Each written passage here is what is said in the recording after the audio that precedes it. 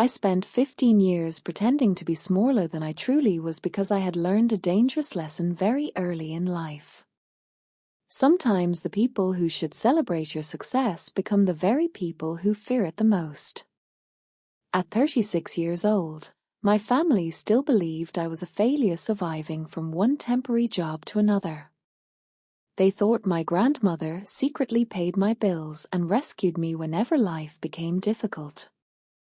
I never corrected them because the truth was far more complicated and far more dangerous.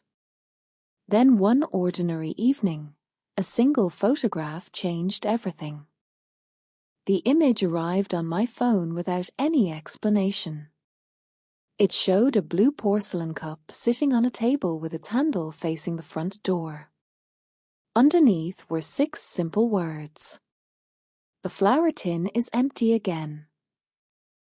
My heart instantly began to race. This wasn't a random message. It was an emergency signal that only my grandmother and I understood. Years ago, she had created a secret language to protect me whenever my father became emotionally cruel. The blue cup meant she couldn't speak freely. The empty flower tin meant someone had taken something important from her. She was asking for help. 30 minutes later, I stood outside my childhood home with 2 police officers. My grandmother, Eleanor Bennett, lived there with my father, Richard Bennett, and my stepmother, Victoria. To the outside world, Richard was admired by everyone. He was a successful financial advisor who donated to charities, attended community events, and constantly spoke about family values. People loved him. But I knew another version of him. I knew the man who quietly destroyed confidence, manipulated emotions, and controlled everyone around him without ever raising his voice. The front door opened slowly. Richard looked at me first, then at the officers standing beside me. His expression remained calm, almost amused. Before anyone could speak, he leaned closer and whispered, "You should have stayed invisible." A chill traveled down my spine. For 15 years, my family believed I had no real career. Yet somehow, he knew there was something bigger hidden beneath my silence. That was the first sign that he had been watching me far longer than I realized. An officer asked to speak with Eleanor. Richard immediately smiled and said, "She's resting. Her medication makes her confused." He sounded concerned, almost loving. But his kindness always arrived with perfect timing. The officers insisted anyway. Moments later, my grandmother appeared in the hallway. She looked weaker than I remembered. Her cardigan was buttoned incorrectly, and a faint bruise was visible beneath her sleeve. The woman who once walked proudly through every room now seemed careful about every movement she made. "Are you safe?" one officer gently asked. Eleanor glanced toward Richard before answering. "Yes. I'm fine." While the officers continued speaking with her, my eyes landed on an old sewing box near her chair. Around it was tied a faded blue ribbon. I immediately recognized it. It belonged to my first academic medal. When I was 14, Richard had forced me to throw that medal away because he said my achievements embarrassed other family members. Eleanor had secretly rescued it from the trash and hidden it for me. Now she was using it again as a signal. As Richard stepped into another room, Eleanor slowly pushed the sewing box toward me with her foot. I didn't touch it immediately. Years of investigative work had taught me to protect evidence properly. I asked an officer to witness her action before I picked it up. "She is my guest," Eleanor suddenly said. Richard immediately returned. Mother, you're tired. He reached toward her shoulder, but she moved away. For the first time that evening, Richard's smile disappeared. Outside the house, he followed me toward my car. You're making a mistake, he said quietly. Which mistake? He smiled again. The one that will cost you everything.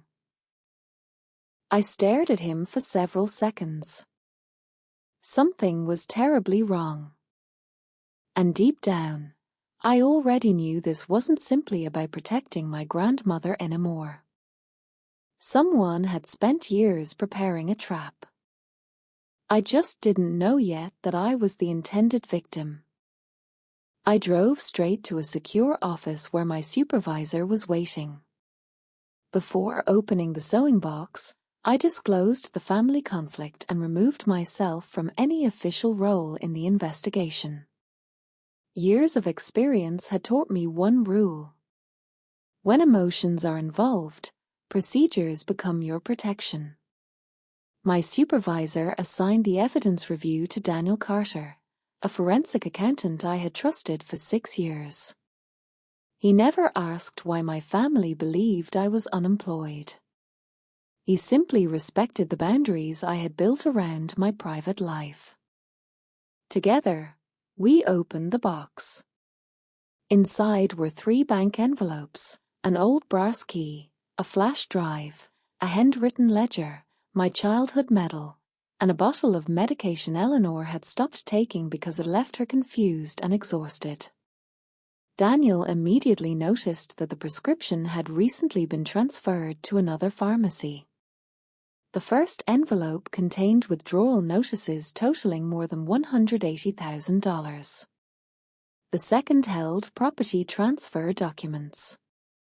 The third contained a power of attorney supposedly signed by Eleanor. At first glance, everything appeared legitimate, until Daniel pointed at the witness signature. The witness had died 11 months before the document was allegedly signed. Then we examined the company listed on several papers. Evergreen Legacy Partners. It was registered as an elder care management business. But the registered financial officer was not Richard. It was me. My full legal name, my birth date, and even my electronic signature appeared throughout the records. My stomach tightened. Someone had built an entire structure designed to frame me for stealing from my own grandmother. Richard wasn't improvising. He had planned this for years. A flash drive contained recordings, photographs, and a video Eleanor had secretly made in her bedroom. She looked directly into the camera and said, "If Claire is watching this, Richard has probably told everyone she's after my money." She isn't. He has been preparing that lie for years. He believes nobody will trust the granddaughter he spent 15 years calling a failure. The video abruptly ended when footsteps approached her room. Daniel leaned back in his chair and sighed. He created a scapegoat before he moved the money, he said quietly. As we continued reviewing the files, another discovery emerged. 3 years earlier, Richard had asked Eleanor whether my employer would protect me if the family learned what I really did for a living. Another entry revealed that he had requested old tax documents under the excuse of building a family trust. Every insult he had ever thrown at me suddenly made sense. He never wanted people to believe I was unsuccessful. He wanted people to believe I was desperate. Desperate people become believable criminals. 2 days later, an email arrived from Richard. The subject line read, "An opportunity to resolve a private misunderstanding." I accepted the invitation because refusing would only strengthen whatever story he planned to tell. Before leaving, I informed Daniel, documented the location, and activated emergency protocols. Richard's office occupied the top floor of an expensive building. Every wall displayed photographs of him donating money, shaking hands, and smiling beside elderly clients. He had carefully built a public image that almost nobody would question. When I entered his office, he offered coffee and slid a folder toward me. Inside were photographs of my entire career. Conferences I had attended. Awards I had received. Publications I had written. He had been following me for years. "You built an impressive life," he said. "It's unfortunate your family never knew." I asked him why he spent so much energy pretending I was a failure. He smiled. "Because people believe repetition. If you hear something long enough, it becomes truth." Then he revealed his real weapon. He placed a formal complaint addressed to my agency on the desk. It accused me of illegally investigating my own family. Attached were sophisticated access logs that appeared authentic. "You have 48 hours, Richard said calmly. "Convince Eleanor to withdraw everything, or your career becomes the first casualty." I walked out without touching the folder, but one terrifying thought refused to leave my mind. If he had spent 15 years building this trap, how many more secrets was he still hiding? Elsewhere. That evening, I received a message from Victoria. My stepmother rarely contacted me directly, so seeing her name on my phone immediately felt unusual. She asked to meet at a quiet hotel cafe. When she arrived, she wore sunglasses despite the cloudy weather and kept glancing toward both exits. Her hands trembled every few seconds before she forced herself to appear calm. For years, I had assumed she willingly participated in Richard's games. Now, for the first time, she looked afraid. Without saying a word, she slid a key card across the table. "There's a private records room in his office," she said quietly. "There are documents in there that should never exist." I didn't touch the card. If I enter without legal authority, he'll accuse me of burglary. She nodded. "I know." Then she confessed something I never expected. At first, she had believed Richard's lies. She enjoyed the comfortable life he provided and ignored questions she should have asked years ago. But eventually she discovered that Evergreen Legacy Partners wasn't legitimate estate planning. It was a machine built to steal from vulnerable elderly people. Money from Eleanor's accounts had been redirected into consulting firms, personal expenses, and hidden accounts connected to Richard's business. "Why didn't you stop him?" I asked. Victoria lowered her eyes. "Because I thought I could survive him." The answer was brutally honest. Then she revealed something even worse. Richard planned to transfer the remaining money within 48 hours. He had arranged for a private doctor to declare Eleanor mentally incompetent after increasing the dosage of medication that left her disoriented. Once that happened, he would gain complete control over her finances, her medical decisions, and even where she lived. Every step had already been prepared. "He records everything," Victoria said. "Every meeting. Every conversation. He says everyone betrays you eventually, so evidence is insurance." Then she said something that made my blood run cold. "He has a file about you." "A file?"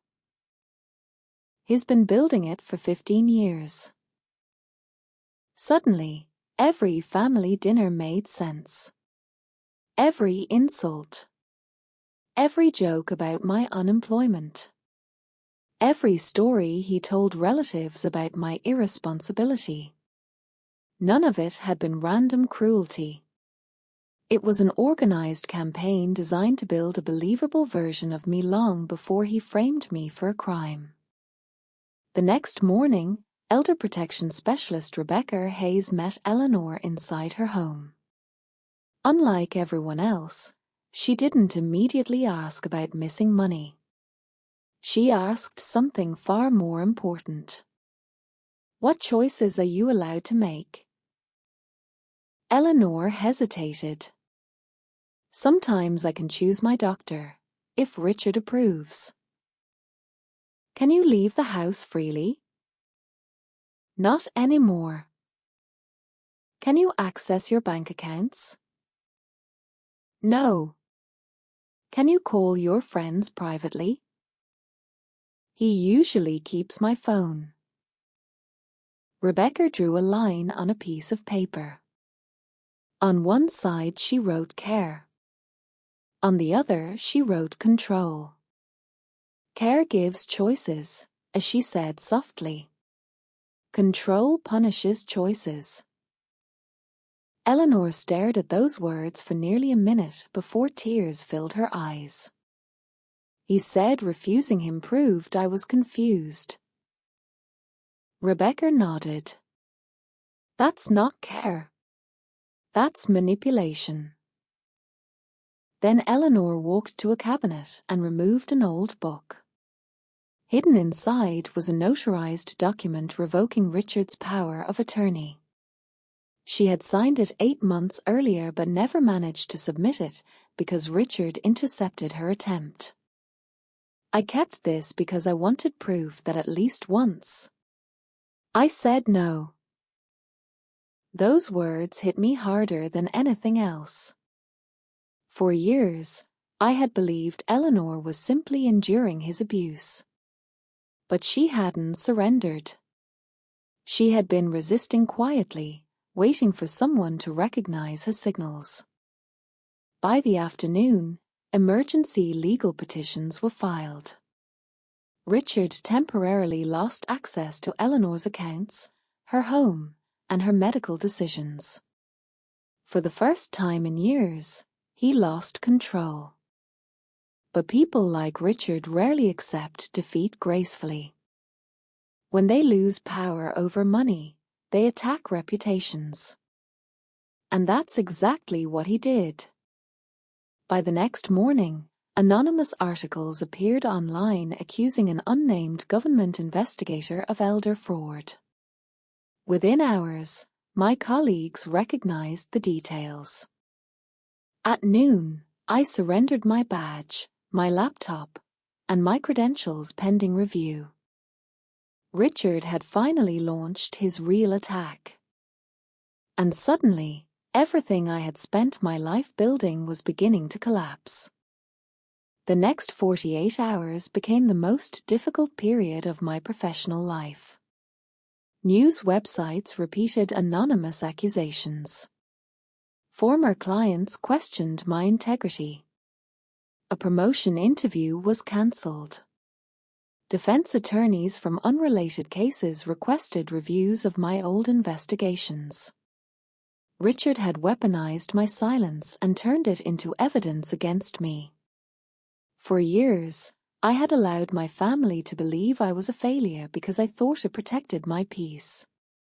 Now that decision was being used to destroy everything I had built. One evening, I sat inside Eleanor's temporary apartment staring at my phone. Anonymous messages kept arriving. Some accused me of stealing from elderly people. Others claimed I had manipulated my own grandmother for money. Even neighbors received letters suggesting federal agents might search my apartment. Richard wasn't attacking my career anymore. He was attacking my identity. He hurt your work, didn't he? Eleanor asked softly. I nodded. Then stop for me. I looked at her and shook my head. If I stop now, he gets to rewrite my entire life. He gets to say every victim I ever helped was part of some hidden plan. She remained quiet for a moment. Then we finish this together. Those 6 words gave me more strength than she probably realized. Meanwhile, Daniel uncovered something important inside the fake access logs Richard had submitted. They contained a technical error. The records referenced a server format my agency had stopped using 2 years earlier.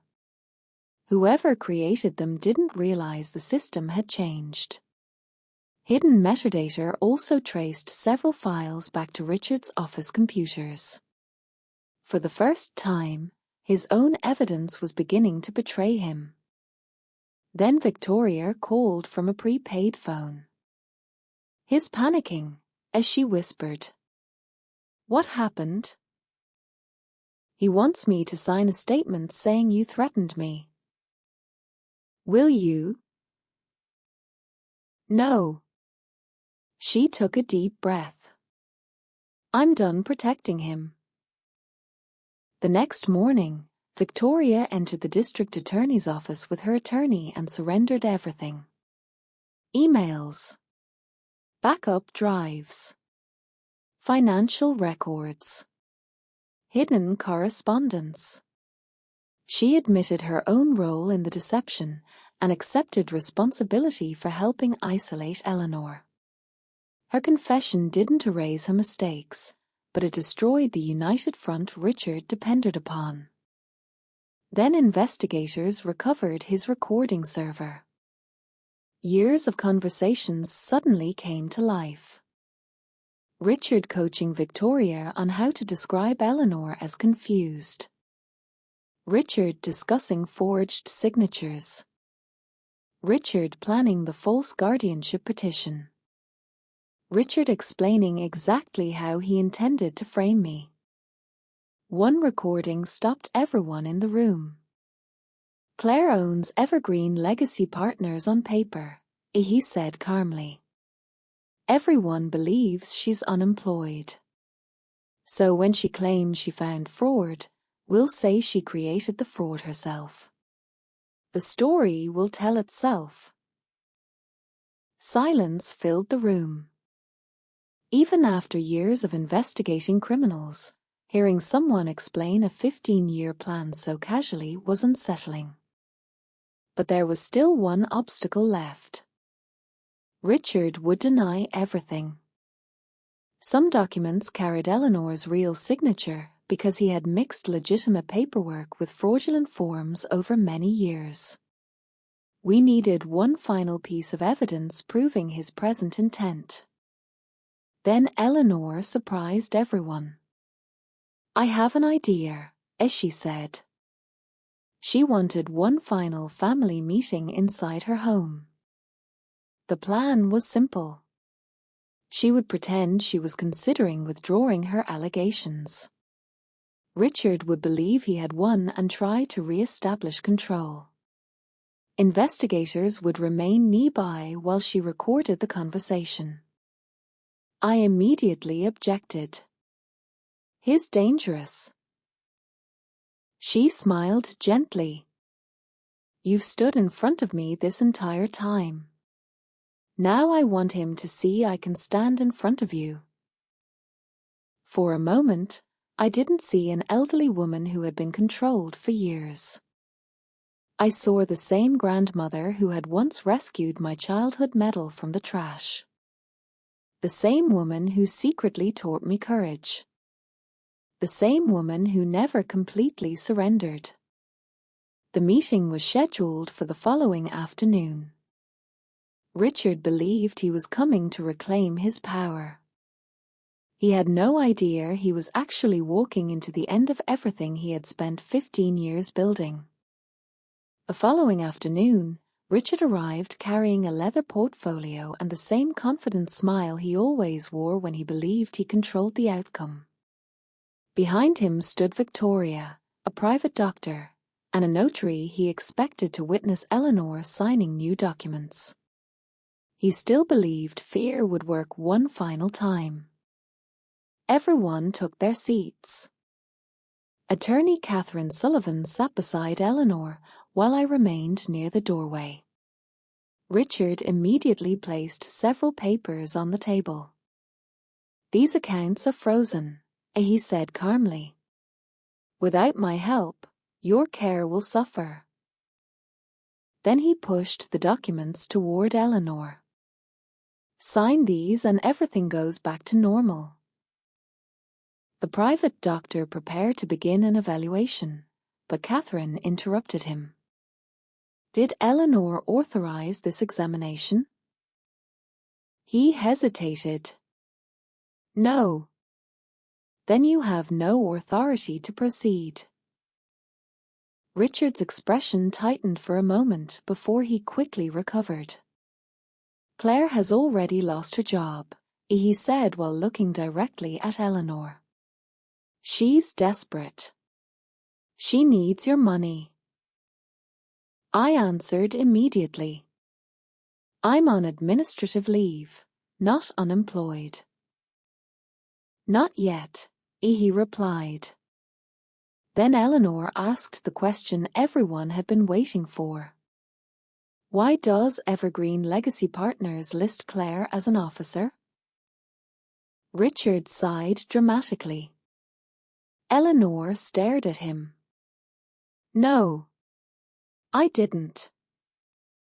"That's exactly what memory loss looks like," he answered. Every disagreement instantly became proof of her supposed incompetence. Then Catherine asked how much money had entered Richard's business accounts. "They were management expenses," he said. Eleanor opened her handwritten ledger. 187,000 withdrawn. She turned another page. 312,000 borrowed against my home. Another page. 68,000 transferred to consulting accounts. Then she looked directly into his eyes. "Does that sound accurate?" For the first time all day, Richard lost his composure. Then Eleanor reached into her cardigan and placed the brass key onto the table. "It opens a bank compartment," as she said. His face immediately changed. Inside that compartment were original deeds, old checks, business records, and proof that he had been planning my downfall for years. Then Eleanor revealed another secret. 15 years earlier, $96,000 had been taken from a college fund intended for my education. Richard later told everyone I lacked discipline and couldn't build a future for myself. The truth was devastating. Eleanor had secretly paid my tuition herself while allowing him to spread those lies. "You stole her future," Eleanor said quietly. Richard stood up. "I did everything for this family." "No," Eleanor answered. "You did everything for yourself." Then he exploded. "You will sign these documents or I'll have you declared incompetent. Claire will be prosecuted. Victoria will lose everything. And you'll spend the rest of your life inside a facility where strangers decide everything for you." Eleanor calmly reached beneath her sweater and removed a recorder. "I wanted you to say it clearly." Richard froze. At that exact moment, the front door opened. 2 detectives entered alongside Rebecca Hayes. One detective spoke immediately. "We've recovered your recordings, financial transfers, false complaints, and evidence connected to multiple fraudulent companies. Richard pointed toward me. She manipulated everyone. Then Victoria stepped beside Eleanor. No. You threatened everyone separately because you knew we'd never compare stories. He turned toward me. I built your reputation inside this family. I finally answered the one thing I had needed to say for years. I stayed silent because I thought it protected me. You mistook silence for surrender. Minutes later, detectives placed him under arrest. As he was escorted outside, he looked at Eleanor. You're choosing her over your own son. Eleanor stood up. I'm choosing truth over the son I kept inventing excuses for. Months later, Richard lost everything. His firm collapsed. His licenses were revoked. His properties were frozen. His carefully constructed reputation disappeared. I regained my position, although some scars remained. Not every loss could be repaired. One afternoon, Eleanor handed me my childhood medal. I shouldn't have hidden this. I smiled. You protected it. She shook her head. No. I was protecting peace. And sometimes peace is only silence that benefits the cruelest person in the room. That sentence stayed with me forever. Because some families don't fear your failures. They fear your success. And sometimes, the bravest thing you can do isn't proving your worth. It's refusing to let someone else define it. If this story touched you, remember this: never allow anyone, even family, to convince you that your value is smaller than it truly is. Sometimes the people who call you a failure are simply afraid of the person you're becoming. Red Heart #thank you for listening.